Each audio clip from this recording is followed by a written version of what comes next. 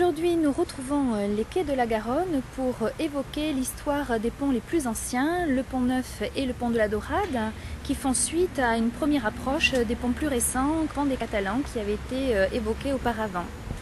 Alors l'inauguration du pont Neuf à partir de 1632 explique que petit à petit, les ponts plus anciens, comme le pont Vieux ou le pont de la Dorade, vont disparaître.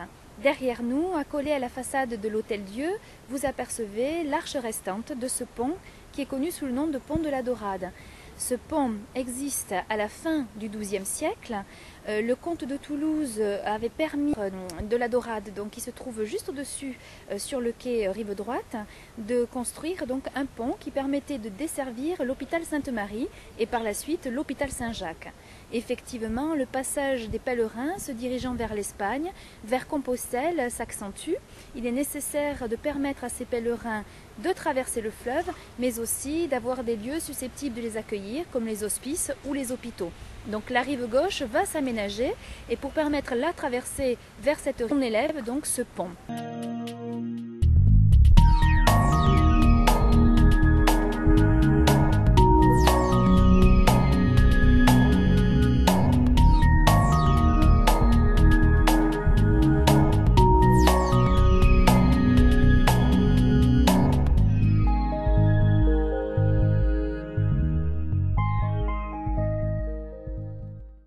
Un pont qui a été construit à plusieurs reprises.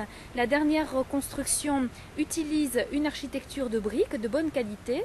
D'ailleurs, l'arche restante, le promontoire, en atteste.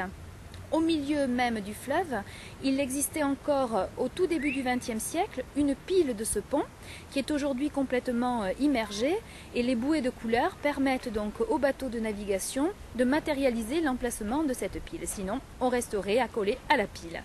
En tous les cas, ce pont était un pont très actif, on l'appelait le pont couvert, puisque très rapidement, des maisons de bois vont s'édifier sur ce pont, des échoppes recouvertes donc d'une toiture, un petit peu à l'image donc du Ponte Vecchio à Florence. De nombreux ponts couverts permettent bien sûr de dynamiser économiquement ces ponts qui coûtent cher, de permettre un avantage tel que les droits de péage et surtout d'obtenir donc de l'argent grâce au commerce et aux échoppes qui y sont établies.